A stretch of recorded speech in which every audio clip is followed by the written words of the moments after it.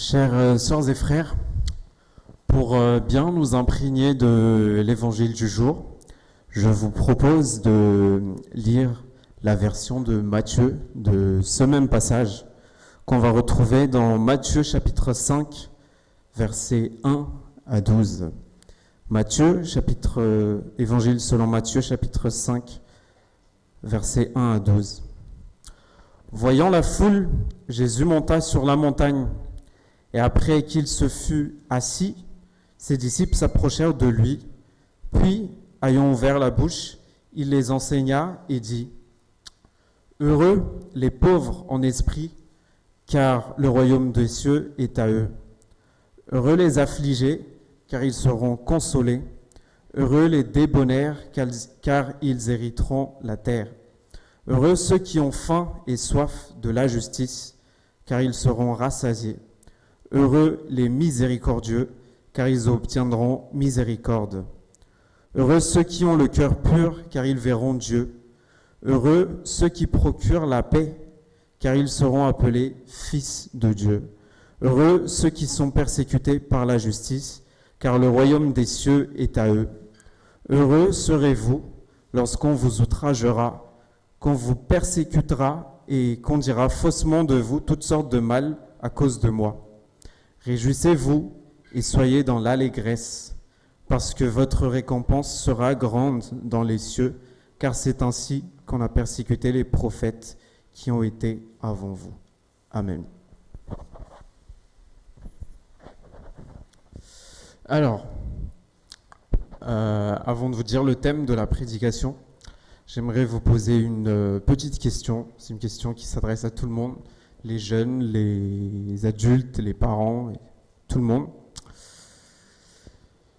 Quel est votre but dans votre vie ? Quel est notre but dans la vie ?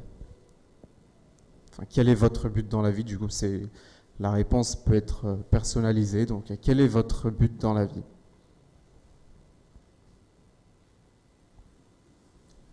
Ne me dites pas que vous n'avez aucun but. Réussir.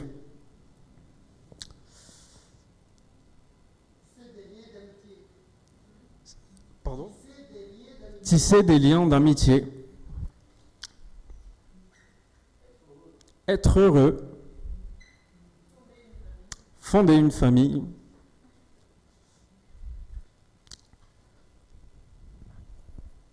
D'autres réponses ? Aimer. Très bien. Eh bien, tout ça, ça rejoint le bonheur. Fonder une famille, tisser des liens d'amitié, réussir, c'est le bonheur. Vous êtes d'accord avec moi ? C'est être heureux, comme Raphaël a dit, c'est être dans la joie. Donc je vais vous partager sur ce thème, le bonheur, comme ce qu'on a lu dans l'Évangile selon Luc et Matthieu tout à l'heure. Alors en premier lieu, on va parler du bonheur terrestre, le bonheur sur cette terre, le bonheur dans notre vie quotidienne. Une autre question, qu'est-ce qui vous rend heureux dans la vie ? Il y avait déjà des réponses qui ont été dites tout à l'heure. Est-ce que vous avez d'autres éléments de réponse à apporter ? Qu'est-ce qui vous rend heureux dans la vie ? La santé. Les amis. Être libre. Très bien. La musique. Je suis tout à fait d'accord. D'autres choses ? La paix avec Dieu. La paix avec Dieu. Les moments qu'on passe en famille, les moments entre amis, éviter les conflits, tout à fait. Réussir, comme a dit Lénie tout à l'heure, réussir un examen, avoir un emploi, gagner un match de foot. Tout ce qu'on a dit, c'est recevoir la bénédiction de Dieu, recevoir la grâce de Dieu dans la vie de tous les jours. Mais Jésus, il nous apprend à donner aussi. Dans l'Acte des Apôtres, chapitre 20, verset 35, Luc relate les paroles de Jésus en disant « Il y a plus de bonheur à donner qu'à recevoir. » Il y a plus de bonheur à donner qu'à recevoir. Toutes les réponses qu'on a dites tout à l'heure sont vraies. Mais Jésus nous apprend à plus donner encore pour avoir plus de bonheur, pour avoir plus de joie. Donner quoi? Donner de l'amour. Si vous vous rappelez bien, on a partagé sur le thème de l'amour au dernier culte jeune. L'amour de son prochain, l'amour de Dieu, l'amour des parents, frères et sœurs. Donner, c'est quoi? C'est être attentif, c'est être gentil, donner son attention à quelqu'un, aider, servir. Matthieu chapitre 5, verset 5 qu'on a lu tout à l'heure. « Heureux ceux qui sont doux, car ils verront la terre que Dieu a promise. » Pour illustrer le fait de donner qui rend heureux, je suis sûr que vous avez déjà ressenti la joie, le bonheur que vous avez dans votre cœur lorsque vous aidez quelqu'un qui est dans le besoin, lorsque vous voyez ses yeux s'illuminer, lorsque vous donnez à manger à des gens qui ont faim, lorsque vous partagez à des gens qui en ont vraiment besoin. Je vais vous faire un petit partage par rapport à cette manière de donner. Une petite confession même, lorsque le pasteur a envoyé le déroulé du culte jeune, il a demandé à ce que je fasse la prédication. Et je dois avouer que j'étais pas tout à fait très enthousiaste à le faire, parce que c'est stressant. Je suis pas prédicateur, donc c'est un exercice, c'est un effort à faire. J'ai quand même accepté parce que je sentais que c'est un appel de Dieu et que pourquoi il m'a demandé, c'est parce que le Saint-Esprit lui a sûrement dit que voilà, Maëri pourrait très bien le faire. Et quand j'ai préparé cette prédication, donc là je suis en train de partager, de donner, de partager avec vous, j'ai reçu énormément du Saint-Esprit. J'ai éprouvé énormément de joie à préparer et même là en partageant avec vous. J'espère que vous recevrez quand même quelque chose. Mais en tout cas, moi, j'ai énormément reçu. C'est ça donner. C'est ça le donner dont Jésus nous parle.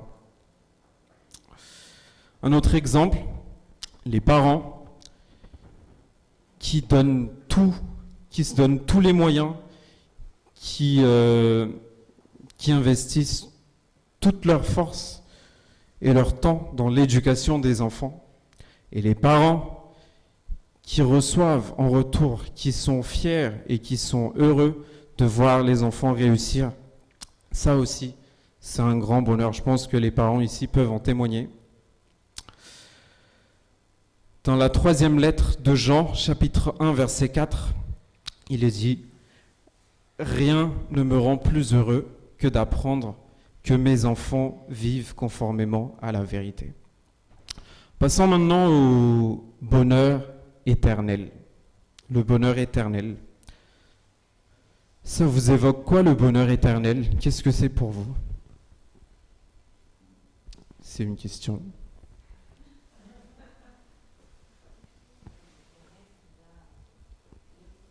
C'est de l'autre côté. Il y a des gens qui lèvent la main sur Zoom. Je ne sais pas s'ils peuvent répondre ou pas.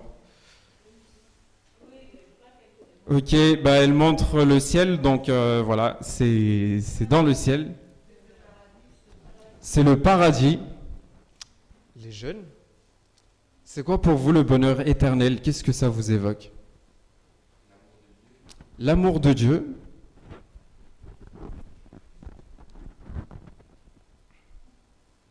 Eh bien, c'est le royaume des cieux. C'est ce que Charles nous a lu tout à l'heure dans 1 Corinthiens chapitre 15, versets 12 à 20. C'est la vie après la mort, c'est la résurrection. C'est un des fondements même de notre foi chrétienne. Donc dans le verset 20 que Charles a lu tout à l'heure, mais en réalité, le Christ est revenu d'entre les morts en donnant ainsi la garantie que ceux qui sont morts ressusciteront également. Dieu nous promet une vie éternelle, le bonheur éternel. Essayez d'imaginer un peu ce que ça pourrait être, la sensation qu'on peut avoir lorsqu'on vivra ce bonheur éternel. Moi personnellement, j'arrive pas à l'imaginer. J'essaie d'imaginer quelque chose, mais on sait que ce serait tellement énorme que par rapport au petit bonheur qu'on vit sur cette terre, c'est inimaginable, c'est 1000 fois, c'est 10 000 fois mieux. Et c'est ça que Jésus nous promet. Mais alors, comment on est sûr d'obtenir ce bonheur éternel? Eh bien, Jésus nous dit tout. Tout à l'heure, on a dit que donner, recevoir les bénédictions de Dieu et surtout donner aux autres contribue à notre bonheur terrestre. Mais ça contribue également à garantir notre bonheur éternel. Dans le verset 7 de l'évangile de Matthieu, chapitre 5, que j'ai lu tout à l'heure.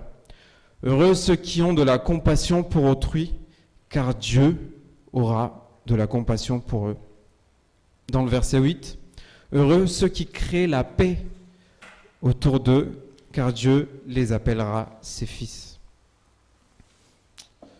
Jésus nous garantit également que suivre ses commandements, ça nous permet d'avoir ce bonheur éternel après notre résurrection.